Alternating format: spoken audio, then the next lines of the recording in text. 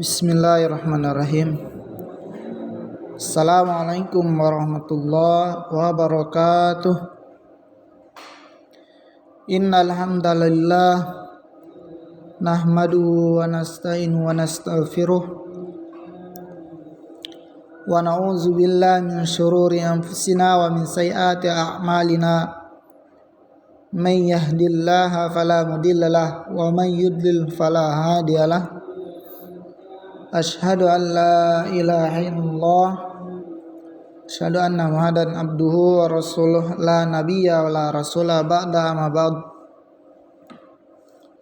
Taif, gimana kabarnya adik-adik kakak yang semoga dirahmati Allah Subhanahu wa taala? Baik. Alhamdulillah. Taif, kita akan melanjutkan materi kita bab 2, permulaan dakwah di Madinah.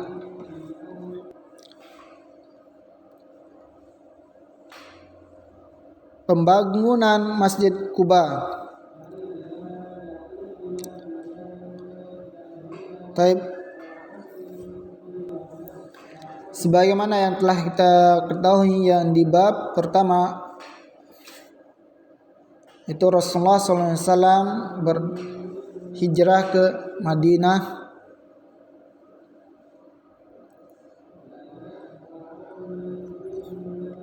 sejak mendengar bahwa Rasulullah SAW berhasil keluar dari Makkah. Penduduk Madinah menunggu kedatangan beliau pada setiap pagi di kawasan Harrah.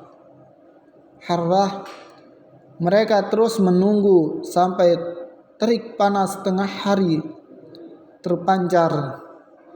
Mereka baru pulang setelah siang hari. Untuk apa? Untuk menunggu kedatangan Nabi Muhammad SAW. Suatu ketika mereka kembali ke rumah masing-masing dan ada seorang dari kalangan Yahudi menaiki salah satu benteng kota Madinah dengan maksud apa? Dengan maksud ingin melihat Rasulullah SAW. Ia kemudian melihat Rasulullah SAW dan sahabat beliau yang tampak putih dan samar-samar. Sosok mereka tersamar oleh bayang-bayang panas padang pasir. Yahudi itu pun berteriak dengan suara yang tinggi, "Hai orang-orang Arab, inilah bagian atau nikmat Allah yang kalian nanti-nanti, yang kalian tunggu-tunggu kedatangannya. Bangkitlah kaum muslimin dengan menyandang senjata atau dengan membawa senjata." Terdengar dari mereka gemuruh serta suara takbir sebagai luapan kegembiraan atas kedatangan Rasulullah SAW, bukan untuk memerangi Rasulullah SAW.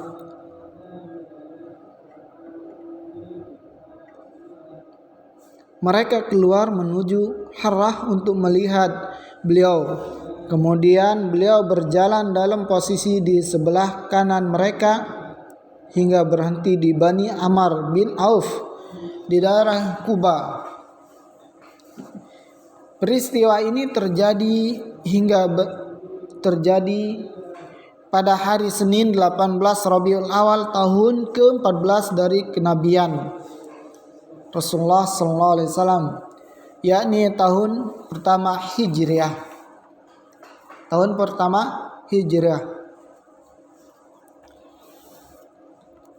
Ketika berhenti di Quba, Nabi SAW berdiam untuk sementara waktu. Mulailah orang-orang berdatangan dari kalangan Ansar, kaum muslimin Madinah, terutama yang belum pernah melihat Rasulullah SAW.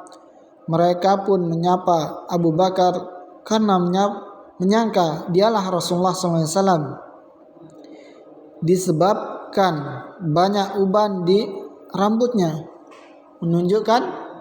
Di sini menunjukkan Rasulullah SAW terlihat masih muda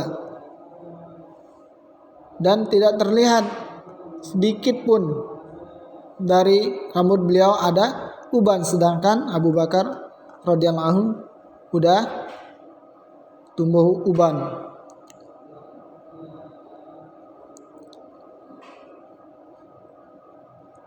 Mereka baru mengetahui yang sebenarnya ketika beliau terkena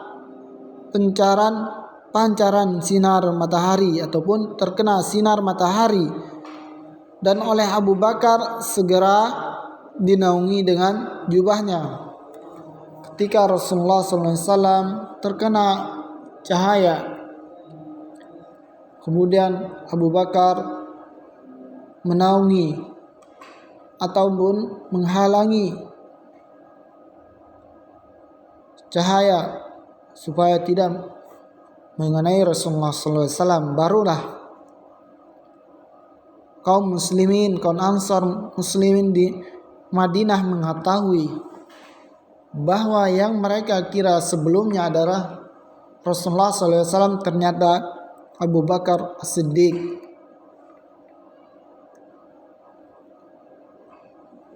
Ketika Rasulullah SAW dinaungi oleh Abu Bakar As-Siddiq, barulah kaum Ansar Madinah mengetahui bahwa yang sebelahnya ataupun yang dinaunginya lah, yang dinaungi oleh Abu Bakar As-Siddiq itulah seorang Rasulullah SAW. Di Kuba, Nabi Muhammad SAW tinggal di kediaman Kulsum bin Al-Haddam. Dia SAW tinggal di sana selama 4 hari. Rasulullah SAW tinggal di kediaman Kulsum bin Al-Haddam selama 4 hari. Selama itu beliau sempat mendirikan masjid Kuba. Ketika Rasulullah SAW tiba di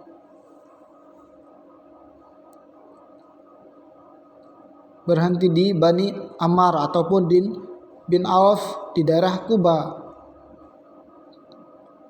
Rasulullah SAW membangun masjid. Pertama kali Rasulullah SAW membangun masjid, yaitu Masjid Kuba.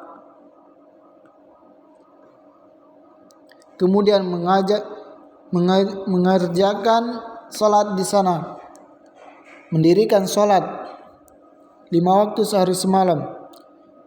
Ketika tiba hari kelima, yakni hari Jumat, beliau kembali menjalankan kendaraannya sesuai perintah Allah Subhanahu wa taala, yaitu untanya. Abu Bakar pun membonceng di belakang beliau. Di sini hari kelima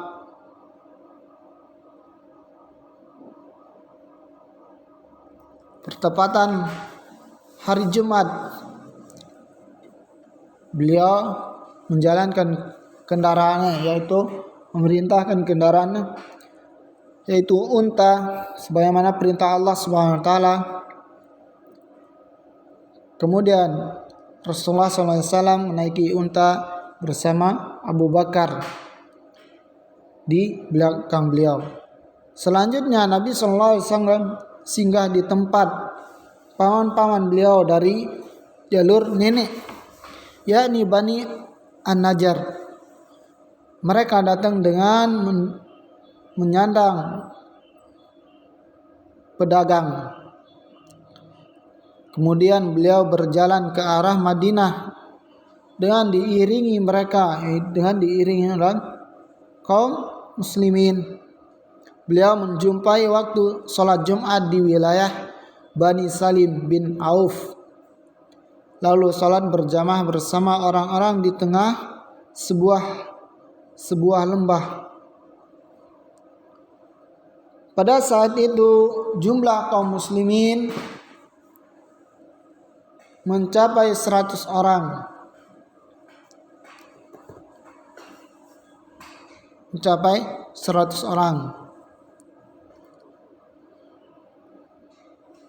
Kemudian B. Pembangunan atau mendirikan Masjid Nabawi. Nabi sallallahu alaihi wasallam selalu bergerak menuju kota Madinah. Orang-orang pun berjalan pelan untuk menyambut beliau. Rumah-rumah dan gang-gang bergemuruh dengan suara tahmid dan takbir menyambut kedatangan Nabi Muhammad SAW. Setiap Rasulullah SAW melewati rumah kaum Ansar, mereka berusaha untuk memegangi tali kendali unta beliau sambil berkata, "Tinggallah di tempat kami yang banyak penghuninya, lengkap peralatannya, serta penuh kedamaian dan pembelaan." Ketika Rasulullah SAW tiba di Madinah, orang-orang itu mengikutinya. Setiap Rasulullah SAW melewati gang rumah kaum muslimin Ansar, mereka pun berkata, "Tinggallah di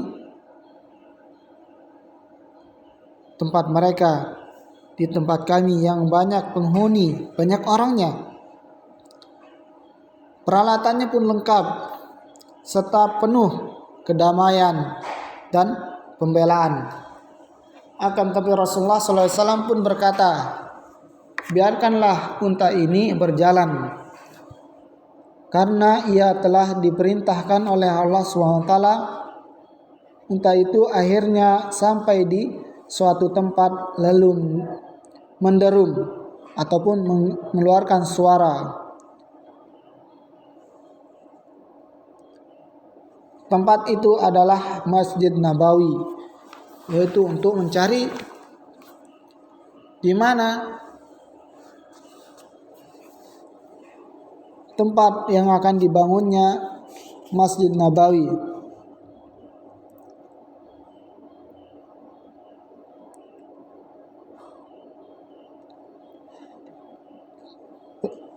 Kemudian unta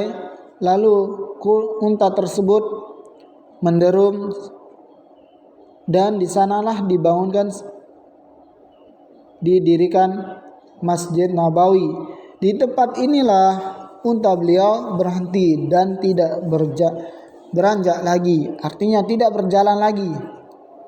Beliau Rasulullah SAW lalu berkata, "Seseorang tinggal di tempat untanya berhenti." Maka As'ad bin Zurarah mengambil kendali unta tersebut dan meletakkannya di dekat tempat menginap beliau, yaitu rumah Abu Ayyub Al-Ansari. Ketika sampai di Madinah, Rasulullah SAW tinggal di salah seorang Abu Ayyub Al-Ansari. Di sini Rasulullah SAW tinggal. Beberapa orang Ansar berlomba-lomba memberikan suguhan ataupun memberikan makanan kepada Rasulullah SAW. Mangkok ataupun tempat yang besar berisi makanan datang dari mereka setiap malamnya. Bahkan tidak satu malam pun kecuali terdapat 3 atau 4 mangkok makanan di pintu rumah tempat beliau menginap. Adapun langkah yang pertama yang Rasulullah SAW lakukan sesampainya di Madinah adalah membangun Masjid Nabawi. Untuk itu beliau membeli petak tanah yang sebelumnya pernah dijadikan tempat mendrum untanya. Tanah tersebut milik 2 orang anak yatim. Luasnya kurang lebih 100 kali 100 hasta. Di seluas tanah inilah Rasulullah SAW mendirikan Masjid Nabawi. Di situ terdapat kuburan orang-orang musyrikin, reruntuhan bangunan, pohon-pohon kurma, dan pohon-pohon sejenis cemara. Maka digalilah tempat tersebut, diratakanlah sisa-sisa bangunan yang runtuh, serta ditebanglah pepohonan cemara dan kurma. Lalu ia disusun pada bagian kiblat masjid.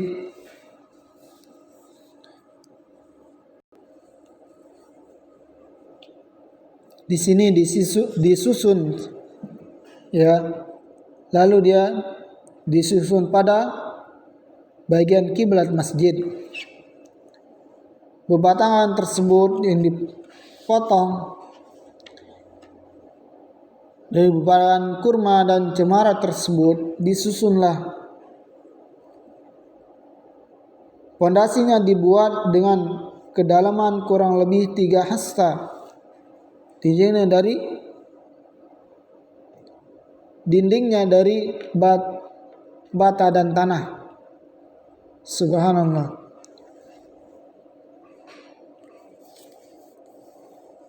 Di sini Rasulullah SAW membangun Masjid Nabawi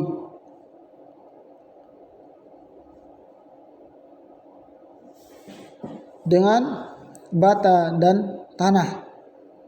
Kusen pintunya dan dari batu-batu, atapnya dari pelepah kurma. Adapun dinding dari Masjid Nabawi dibuat dari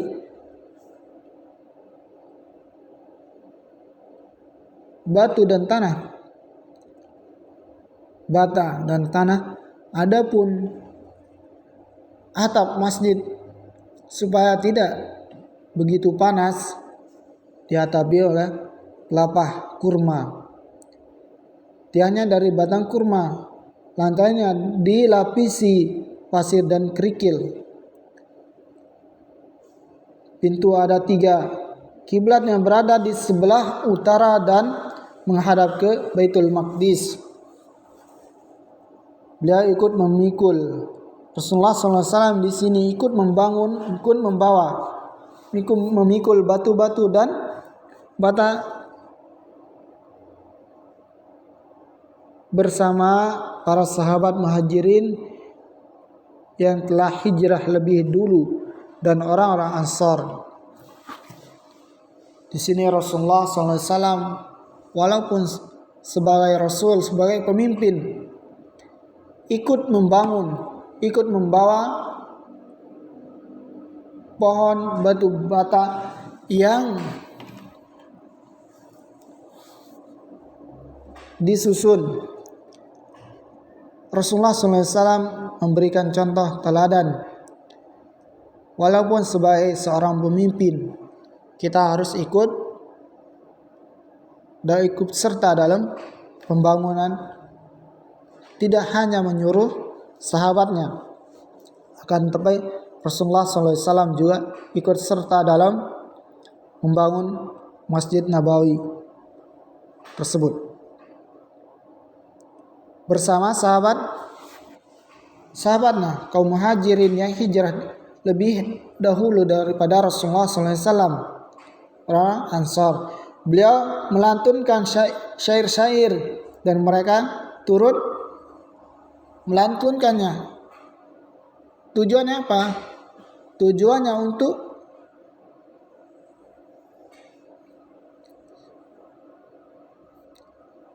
menambah semangat kaum muhajirin dalam membangun masjid tersebut. Tujuannya untuk menambah semangat dalam bekerja. Nabi SAW membangun 2 bilik di samping masjid dengan batu dan bata, lalu menjadikan atapnya dari pelepah dan batang kurma. 1 bilik untuk Saudah binti Jam'ah dan bilik yang kedua untuk Aisyah. Ketika itu beliau belum beristri ataupun belum menikah selain keduanya. Ketika ini Rasulullah SAW hanya menikahi siapa? Menikahi Saudah binti Ja'far dan Aisyah binti Abu Bakar. Tidak lama setelah tiba di Madinah pada bulan Syawal tahun pertama Hijriah, mulailah kaum muslimin menghadiri salat 5 waktu secara berjamaah yang selalu mereka nanti-nantikan. Sebagian mereka lebih awal datang dan sebagian yang lain terlambat karena belum ada azan ketika itu.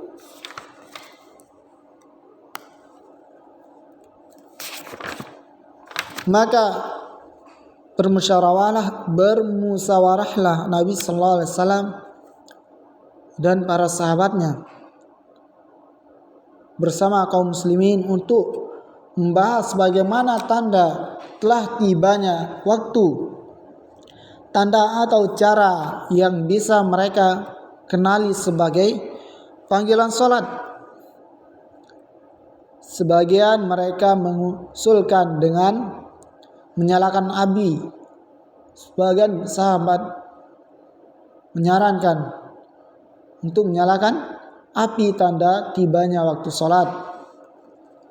Sebagian yang lain mengusulkan dengan tiupan trompet, dan sebagian lainnya mengusulkan dengan pukulan lonceng. Di sela-sela musyawarah itulah Umar berkata, "Tidak bisakah kalian memerintahkan seseorang untuk menyuruhkan salat jamaah?" Kemudian Nabi sallallahu alaihi wasallam menerima pendapat tersebut dan mempraktekannya ataupun menjalankannya.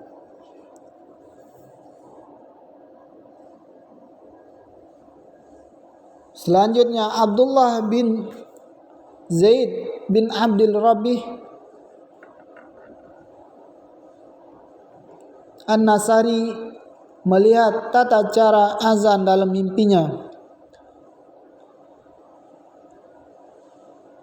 Setelah bermusyawarah,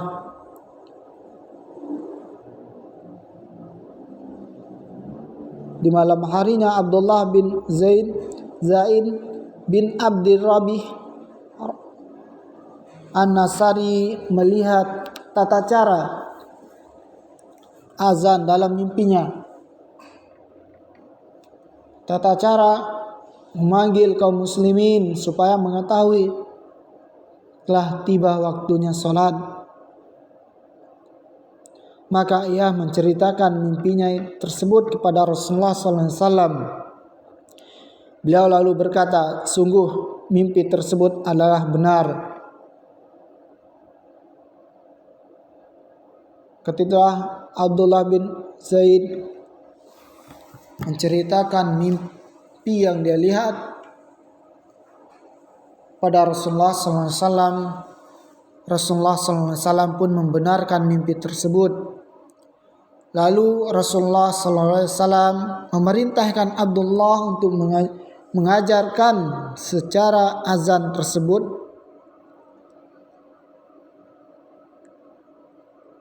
kepada Bilal. Rasulullah SAW memerintahkan Abdullah untuk mengajarkan kepada Bilal kata azan tersebut. Karena apa? Karena suaranya, yaitu suara Bilal, lebih keras sehingga ia bisa mengumandangkannya. Bilal pun mengumandangkan azan terdengarlah oleh kaum muslimin.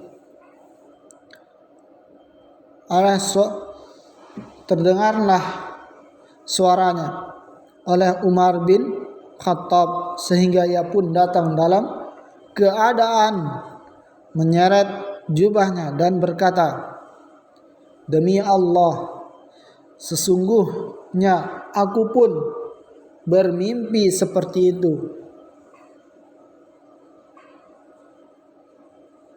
Ketika mendengarkan Bilal mengumandangkan azan,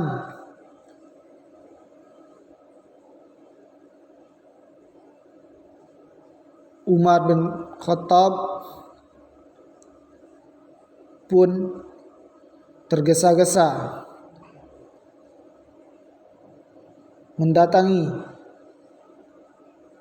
tempat suara itu dengan keadaan menyereti jubahnya seraya berkata, "Demi Allah, sesungguhnya aku pun bermimpi seperti itu." Mimpi Umar itu pun menguatkan mimpi Abdullah dan jadilah azan sebagai salah satu syiar Islam sejak hari itu ataupun sejak zaman itu. Inilah peristiwa pembangunan Masjid Nabawi dan bagaimana cara supaya kaum muslimin mengetahui tibanya waktu sholat. Selanjutnya, hijrahnya Ali menyusul Rasulullah SAW. Hijrahnya Ali menyusul Rasulullah SAW ke Madinah. Tatkala Rasulullah SAW telah berhijrah menuju Madinah, Ali bin Abi Thalib tetap tinggal selama beberapa hari di Madinah.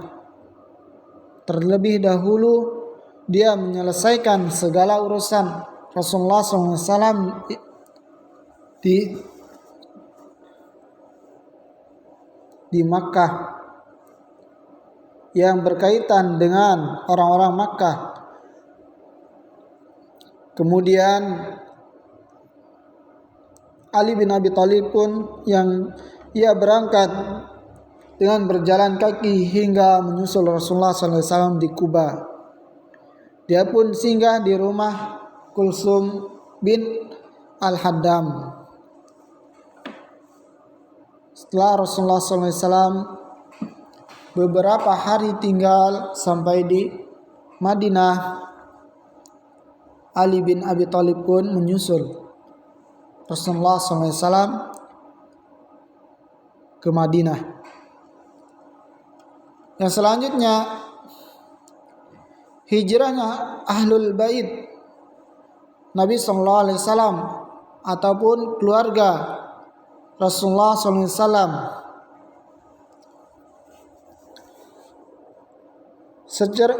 Setelah Ali bin Abi Thalib menyusul Rasulullah SAW di Madinah, kemudian diikuti oleh Ahlul Bait Rasulullah SAW ataupun keluarga Rasulullah SAW.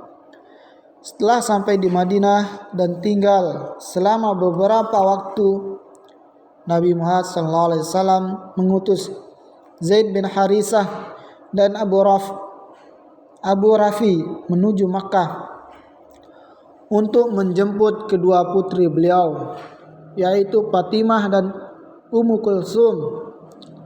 beserta Ummul Mukminin As-Saudah, Ummu Aiman dan Usamah bin Zaid. Abdullah bin Abi Bakar pergi menyertai mereka. Zaid dan Abu Rafi untuk menjemput keluarga Abu Bakar, yakni Ummu Ruman, Asman serta Aisyah radhiyallahu anha. Hijrahnya mereka terjadi selang 6 bulan setelah hijrahnya Rasulullah SAW.